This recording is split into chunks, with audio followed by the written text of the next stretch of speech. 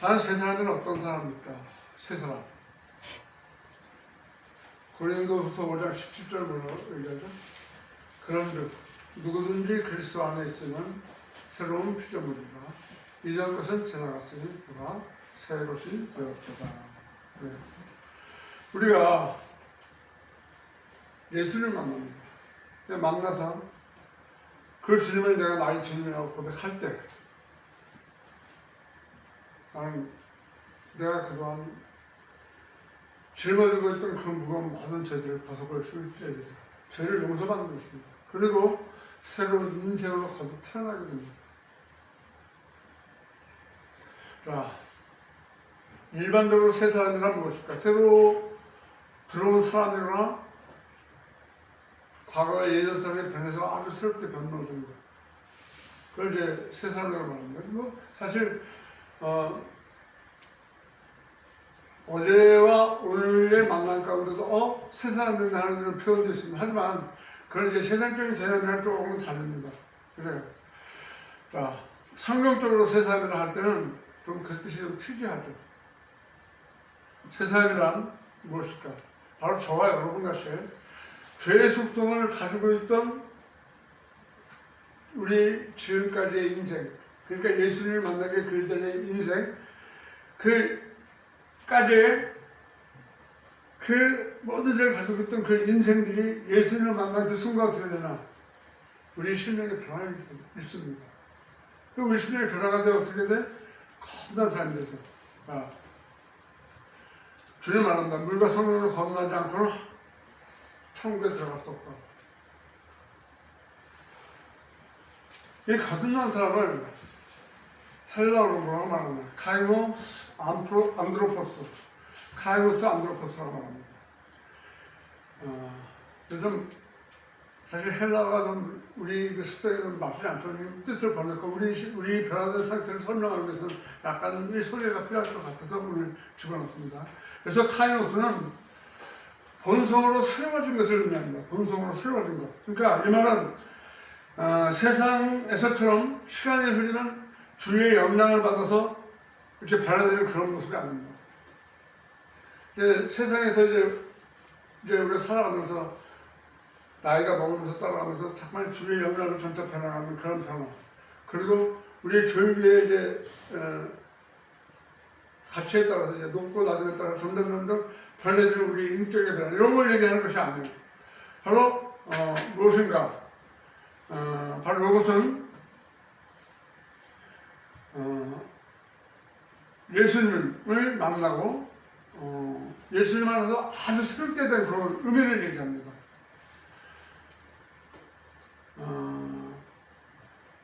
사실 우리는 어떻게 변화해야 되는가? 우리 스스로 변화될 수도 없던 아주 나약하고 무력한 사람들이었었어요. 그리고 우리 스스로 또 변화될 수도 없었었고. 근데 어떻게 되는가? 바로 우리는 어떠한 획기적인 그 시간을 맞이해서 어떻게 갑자기 새롭고 기적적인 그 변화의 상태를 체험하게 돼요. 그게 바로 카이노스입니다. 그 구원의 시간에 변화된 새롭고 기적적인 상태, 이걸 얘기하는 겁니다. 그러니까 저같이 이제 복음을 듣고 어느 한 장소에 가서 그 복음을 듣고 장소에 가서 그 주님의 놀라운 그 은혜의 역사에 의해서 한 부분으로 갑자기 성령님을, 예수님을 만나고 성령을 처음 하게 되는 겁니다. 그거죠. 구원의 시간에 변화된 새롭고 기술적인 상태. 그래서 어떻게 돼? 일체에 변화된 사람들은 어떻게 되는가? 바로 죄와 옛사람을 죽게 됩니다. 과거에 가지고 있던 죄와 옛사람을 죽어버리는 거죠. 그리고 새로운 시대가 아닌 종말론적인 약속에 근거한 새 사람이 됩니다. 이 부분이 아주 중요해요. 사실 그렇게 변화된 사람들은 신앙생활을 하면서도 내가 하나님의 자존심을 절대 부인하지 않고 주님이 나와 동행한다는 확실한 근거 아래 신앙생활을 시작하게 됩니다. 아주 특혜죠, 특혜. 중요한 건 새 사람은 옛사람의 옷을 벗어버리고 더 이상 옛사람의 삶이나 행위에 얽매이지 않아요. 그러니까 일체 새 사람이 된 사람은 옛사람의 옷을 다 벗어버립니다. 더 이상 과거에 옛날 그 생활과 삶에 얽매이지 않는다는 거예요. 자, 제가 예수님을 만나고 나서 전 정말 한순간도 너무 큰 변화가 있었어요. 무엇인가? 일단 제 삶에 지긋지긋하게 쫓아다녔던 그 알코올이란 그 부분이 그 순간으로 딱 끝나버렸어요. 그 심하던 그런 것도 다 끝나버렸어요. 세상적인 모든 것들, 술, 주색잡기, 담배, 오라, 하다못해 과거에 가지고 있던 많은 그 습관들과 또 행동, 모든 것들이 다, 그러니까 이제 옛날 생활의 삶에 전혀 그 행위에 얽매이지 않는 새로운 삶으로 들어들게 됐어요. 그래서 그때부터 어떻게 돼요? 주님과 동행하는 그런 귀한 삶을 시작하게 된 거죠. 그렇다면 그렇게 변화된 세 사람의 인격이 어떻게 해야 하는가를 오늘 본문 얘기해 주셨습니다. 그렇게 변화된 세 사람의 인격은 어때야 하는가? 오늘 한번 31절 한번 보세요. 31절입니다. 너희는 모든 악독과 노함과 분쟁과 떠들과 비방하는 것을 모든 악과 함께 버리고. 이건 뭐야? 예수님을 만나서 모든 걸 버리고 새 사람의 옷을 입게 되는 겁니다. 네? 바로 이 말씀을 따라서 말씀의 윤리를 따라서 살아가는 거예요. 가장 중요한 것은 뭐냐? 새 사람은 친절해야 된다는 걸 얘기해 줍니다. 이어서 32절 초반을 보면 서로 친절하게 하여 이렇게 말합니다. 네.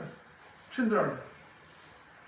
자, 여기 친절하다는 말은 부드럽고 따뜻하게 돌보며 도움이 되는 예의가 바르고 선하고 유용하며 불쌍한 사람에는 구제의 호의를 베푸는 것을 얘기합니다. 참 길죠. 천천히 얘기했습니다. 친절하게 하며 이 말은 말이 부드러워져요. 실제로 말이 많이 부드러워집니다. 그리고 모든 사람을 따뜻하게 돌볼 수 있어야 합니다. 그리고 주위에 도움이 돼야 돼. 예의가 발라져. 선하고 유용한 사람이 되고 불쌍한 사람에게는 구제의 호의를 베풀 수 있는 그런 마음이 생기게 돼요. 이건 확실히 생기게 됩니다. 체험해 보십시오. 성경의 저자 레만 스트라우스는 친절이라는 말을 이렇게 번역했어요. 다른 일을 자기 신체처럼 대하는 의미. 친절이라는 의미가 다른 일을 내 가족과 내 신체처럼 대하는 바로 그런 말을 의미한다고 말합니다. 왜 그렇죠? 우리 믿는 사람들은 다 주 안에서 한 형제 한 자매이기 때문입니다. 당연한 겁니다. 골로새 3장 12절을 보면 그러므로 너희는 하나님의 택하신 거룩하고 사랑하신 자처럼 긍휼과 자비와 겸손과 온유와 오래 참음을 옷을 입고 이렇게 말합니다. 이렇게 변화된 사람은 타인을 향해서 어떻게 돼? 친절한 사람은 타인을 향해서 마음을 낮추고 사랑과 구제 인사를 늘 베풀며 살아가려고 애써요. 또 실제로 그렇게 살아가고. 사실 여러분들 이렇게 주위에 보면 내가 확실히 변화되는지 안 되는지 자기도 모를 때가 있습니다. 근데 여러분 삶의 한가운데 가만히 여러분을 한번 돌아보면 어떤 마음이 생겨요? 바로 이런 마음들이 여러분 마음에 항상 자라고 있어요. 그래서 여러분들이 분명히 예수 그리스도 앞에 거듭나고 새 사람을 되었다는 바로 그 의미를 얘기해 줍니다.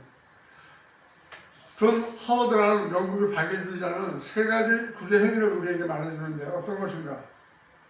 사실 이거는 우리가 이제 실천하기가 너무 힘들 수도 있어요. 한데 정말 내가 그리스도 안에 있다면 이것도 실천도 가능합니다. 사실 요새 내가 크리스찬들을 만나보면서 장로한 사람들을 몇 번 이렇게 갖고 오면서 정말 우리나라 지도적 정말 많이 일어나되고 정말로 주님의 그 말씀을 제대로 이해하고 살아가는 많은 부분들이 있어야 되겠다는 것을 깨닫게 됐어요. 그래서 저는 하워드는 이렇게 얘기합니다. 첫째, 우리 남아도는 재물을 다른 사람을 위하여 사용해야 한다는 말합니다.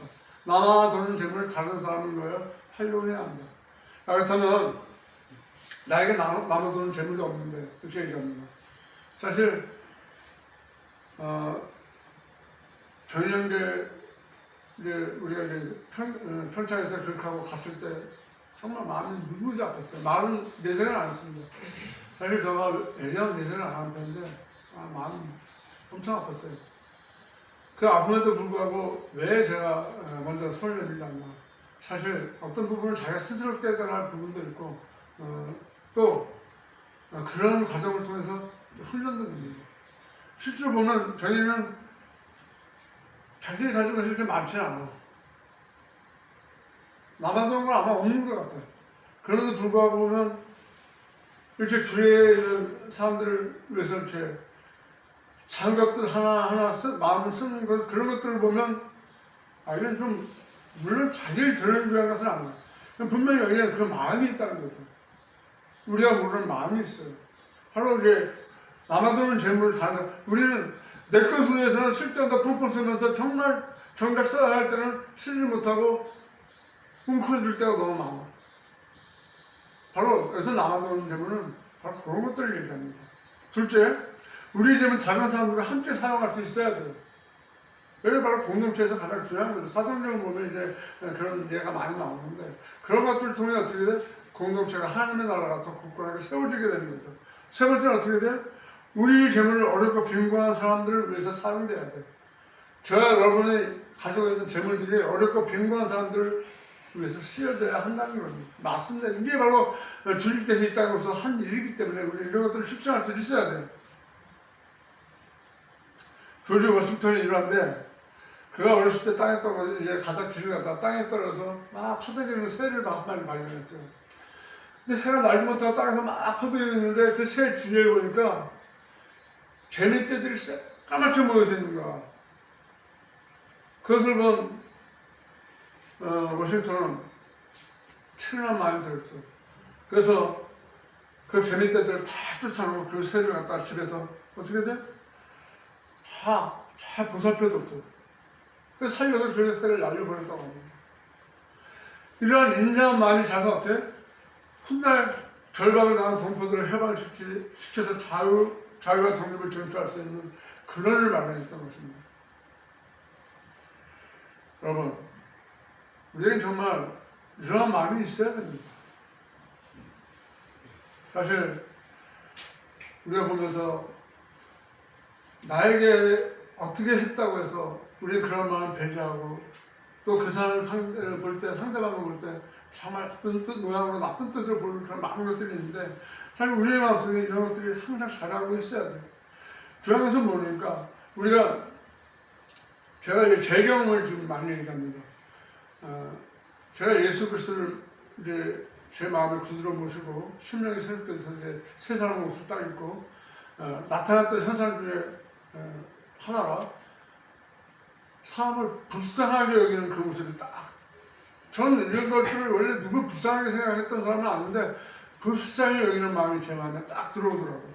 오늘 우리 친절하게 하는 불쌍히 여기는 근데 뭐 친절? 우리 사실 주변에 많은 사람들이 지금 보면 친절하게 하는 많은 이들이 있음에도 불구하고 또 그렇지 못한 사람들이 있습니다. 그래서 상반부에는 그 불쌍해서 친절을 베풀고 그 친절로 그 사람을 세워가는 아름다운 모습이 이제 있는 가운데 정말 불쌍한 마음을 가진 그 마음이 어떤 마음인가를 얘기해 줍니다. 자, 불쌍히 여긴다는 마음은 어떤 마음인가? 긍휼과 자비와 사랑과 부드럽고 따뜻한 마음입니다. 그것은 흔히 우리 가운데 있는 우리 주위에 막 처해져 있는 사람들의 상처와 고통, 고난의 문제와 어려움, 슬퍼하는 사람들이 느껴질 감정에 많은 분들이 가지고 있는 마음이 오거든요. 그리고 여기까지 아픈 모든 것들을 해야 되는 불쌍한 마음이에요. 마태복음 5장 17절을 보니까 긍휼히 여기는 복이 있나니 저희가 긍휼히 여기면 받을 것이라고 말씀합니다. 이 마음 누가 하는가? 친절하고 자비한 사람을 소유하는 바로 이 마음입니다. 사실 불쌍히 여기는 마음은 어떤 상황이 옳고 그름의 상태를 초월해야 돼요. 불쌍히 여기는 마음은 어떤 상황이 옳고 그름을 초월해야 된다는 거예요. 벌써 62년 전 이야기인데 가평 십자가 성지에 도착한 다음 날입니다. 예수를 만나고 정말 마음에 평화 자체였어요. 그 쏟아지는 햇빛방울, 그 햇살을 타고 들어오는 그 진주방울 같은 그 이슬 물방울을 맞고 그 위에 이제 따뜻한 햇살 아래 앉아서 위에 이렇게 딱 혼자 웅크리고 앉았는데 그분 이름 모릅니다. 근데 그분이 어떤 타임에 와서 저희가 담배를 들고 있어요. 근데 사실 저는 담배가 없었어요. 담배가 없다는 저에게 쌍욕을 하면서 막 뭐라 그러는 거예요. 그래서 일어나서 너무 화났어요. 그래서 일어나갖고 역사를 목을 누르고서 벽에 기대서 때리려고 딱 그러는데 불쌍해. 진짜 갑자기 그 사람이 너무 불쌍해지는 거예요. 근데 왜 그 사람이 잘못해 때리려고 손을 댄 내가 눈물이 뚫려 떨어지고 불쌍해서. 저는 이런 마음을 정말 가져본 적이 없었어요. 이때 처음 경험한 겁니다. 그래서 어떻게 돼요? 바로 주님을 만나고 세상에서 내게 처음 나타난 이런 현상 속에 나는 내가 달라도 많이 달라고 내가 변했구나 하는 것을 느낄 수 있었어요. 그 불쌍한 마음은 우리가 누구 불쌍하게 생각한다고 불쌍해지는 것이 절대 아니라는 거죠. 자, 우리가 알다시피 예수님은 어떤 율법적인 형식이나 정의의 사슬에 얽매이지 않았어요. 그냥 예수님께서는 항상 당신의 마음속에 있는 대로 우리를 긍휼히 여기서 불쌍히 여겨주시고 그리고 많은 안진뱅이, 눈먼 사람, 나병 환자 그리고 죽은 나사 모두에게 긍휼과 자비를 베풀어 불쌍히 여겼어요. 바로 이 놀라운 사연이 있었던 것입니다. 그것은 어떤 상태, 어떤 상황이나 어떤 여건 모든 것을 초월해서 이루어졌던 그런 긍휼이었었어요. 우리는 누구 불쌍히 여기는데 나한테 잘하는 사람 불쌍히 여기고 나에게 악하게 하고 날 힘들게 하는 사람을 넌 나쁜 놈이니까 혼나야 돼 그런 모습이 아니고 이것은 어떤 환경이나 상상을 초월해야 한다는 거예요. 나폴레옹이 이러는데 14살 먹은 어린 소녀가 나폴레옹을 찾아왔습니다. 나폴레옹을 찾아와서 하는 말이 정말 애원하면서 울며 애원하면서 폐하 우리 아버님을 용서해달라는 한곡한 부탁을 드립니다. 나폴레옹은 영문을 몰라서 야, 너 도대체 왜 그러냐? 넌 누구냐? 이제 얘기합니다. 그러니까 이 소녀가 하는 말, 제 이름은 라율입니다. 그리고 저희 아버지는 사형수입니다. 나폴레옹 영문이니까 부활을 불렀어요. 어떻게 된 쟤는 누구냐 했더니 옆에서 이제 신하가 군사가 다 얘기를 했어요. 그러니까 얘기를 사연을 들은 나폴레옹을 말합니다. 야, 네 정성은 가득한데 내가 네 아버지를 용서할 수가 없구나. 네 아버지는 벌써 나라를 반영을 위한 죄를 2번이나 똑같은 죄를 범해갖고 이제 사형 처벌해서 물러섰었구나. 이렇게 얘기를 합니다. 결국 이제 반역 때는 이제 사형을 전부터 보고 나중에 이런 데서. 근데 국가반역이 크죠. 근데 이 소녀가 하는 말이 있습니다. 한번 잘 들어보세요. 폐하 잘 알고 있습니다. 그래서 저는 정의를 요구하는 것이 아닙니다. 저는 폐하에게 불쌍한 사람을 위한 자비를 요구하는 것입니다. 정의가 아닌 자비입니다. 폐하 애원합니다. 저희 아버지를 불쌍히 여겨주시기 바랍니다. 한참 갈등 그때 나폴레옹은 소녀의 손을 부드럽게 잡고 그래 내가 너를 봐서 내 아버지를 용서해주마. 참으로 어려운 결단이었지만 이런 마음의 실천이 바로 불쌍히 여기는 마음입니다. 이것이 진짜 불쌍히 여기는 마음입니다. 지금 문정권을 보면 사실 많은 사람들이 전 정권의 사람들 조사에 수감되어 있습니다. 정말 한 나라의 지도자로서 한 나라의 통수권자로서 이런 어떤 환경과 어떤 조건을 초월해서 불쌍히 여기는 이런 마음이 있어야 된다는 거예요.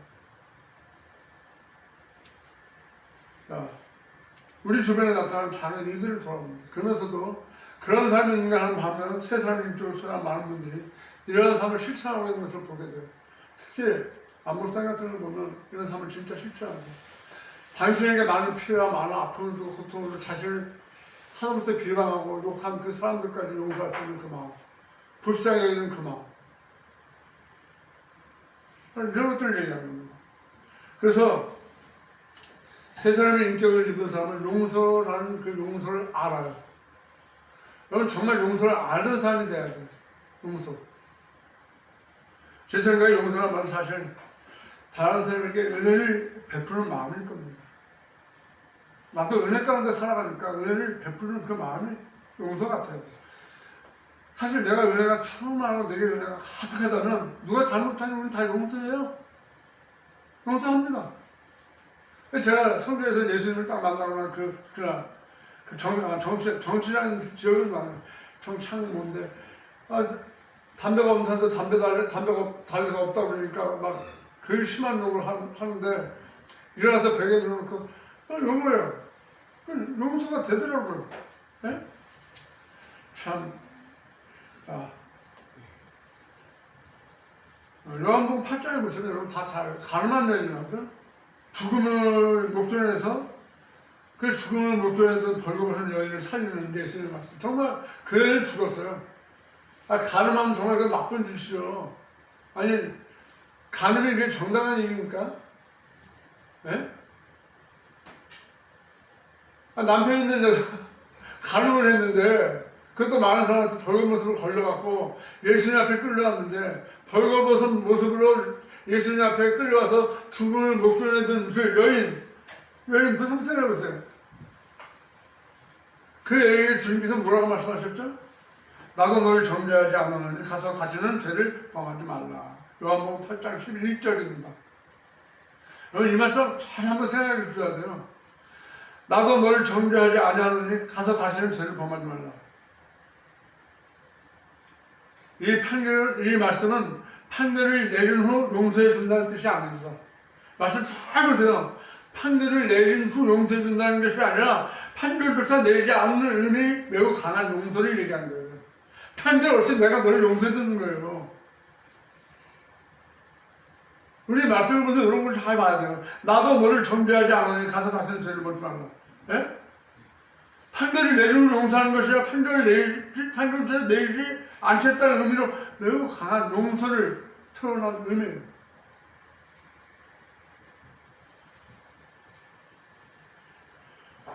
(1990년) 1980년 미국 프로코피오 잭 니콜라스라는 사람이 있었어요. 그 사람이 이제 시합을 앞두고 골프 시합을 앞두고 이제 전지 시합하고 와서 보니까 18년 동안 자기가 썼던 자기 손에 익은 골프채가 없어졌어. 도둑을 맞은 거예요. 할 수 없이 그냥 남의 골프채를 빌려서 경기에 있는데 사실 18년 동안 자기가 쓰던 골프채와 남의 골프채를 빌려하는 것과 너무나 많이 틀렸을 거예요. 그럼에도 불구하고 묵묵히 시합하다 이 잭 니콜라스를 말합니다. 골프채를 도둑 맞았다고. 조용히 주위에다가. 그래서 이런 말을 했대요. 없어진 골프채는 다시 사면 되지만 훔친 사람의 마음은 상처를 입고 언제까지 아픔을 느껴야 할지. 나는 도둑을 맞은 것보다 도둑질 한 자가 슬프게 느껴진다고.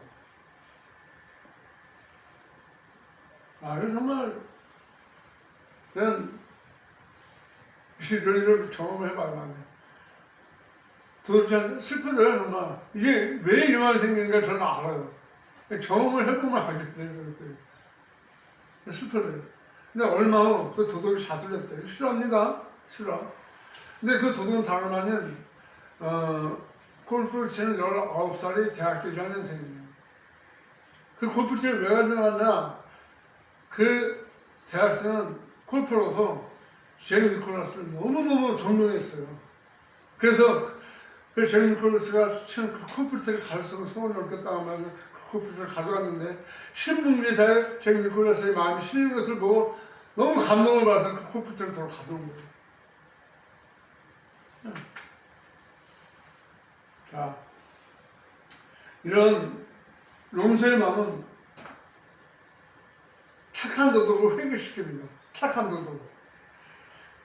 사실 저는 이런 걸 보면서 우리 주변 형들도 내가 어떤 무엇을 가져가서 그런 잘못을 저질렀으면 정말 전화를 해서라도 하다못해 편지를 써서 정말 죄송합니다.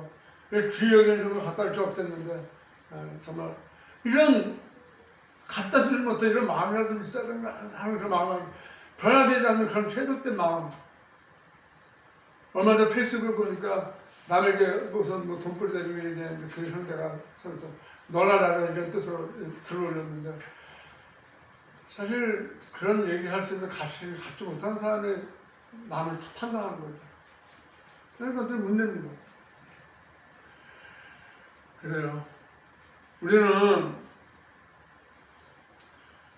우리가 우리의 마음속에 가장 명심해야 할 생각이 뭐냐? 우리가 서로 용서해야 할 이유가 있습니다. 그것은 뭐죠? 하나님께서 우리를 용서하셨기 때문에 용서해야 합니다. 8월 14일 이후 이제 한 달이 오늘까지 딱 이제 하루보다는 한 달인데 정말 힘들었어요. 제가 여러분들이 얘기는 안 했지만 많이 힘들었습니다. 믿는 사람에도 불구하고 인내를 할 수 없는 상황을 인내했다는 것 자체부터도 또 힘들었어요. 그리고 준비하신 장면이 막 굉장히 힘들었어요. 마음이 무겁고 힘들었잖아. 어느 결정을 내렸던 거예요.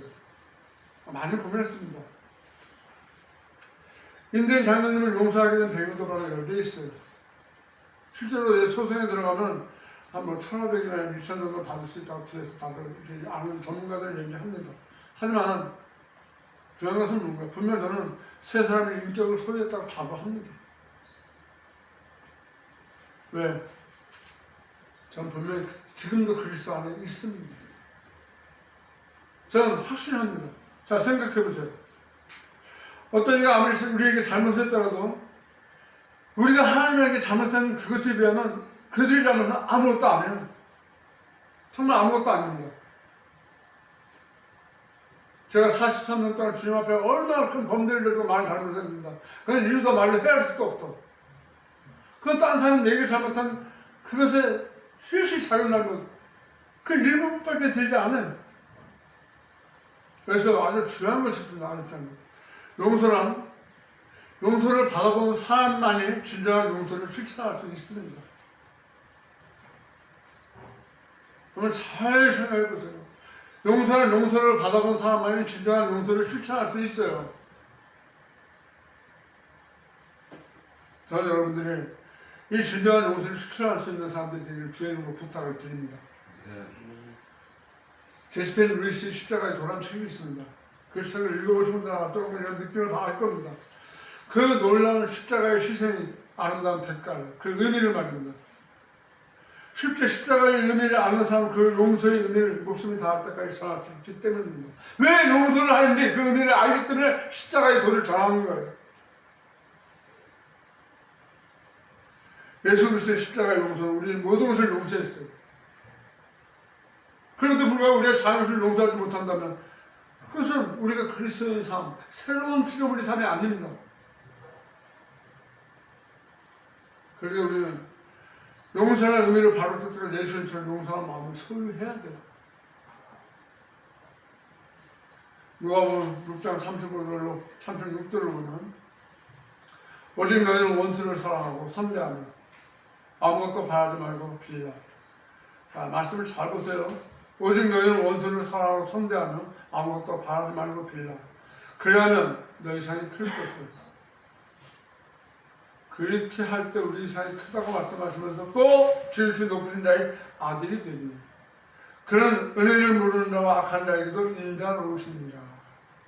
너희 아버지 자비하시겠지 너희도 자비하라.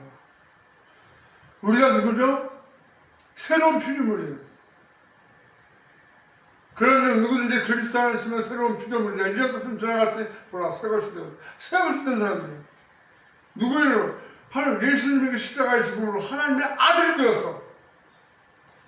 그래서 그 아버지 자비하신 같이 우리도 자비해야 한다는 거예요.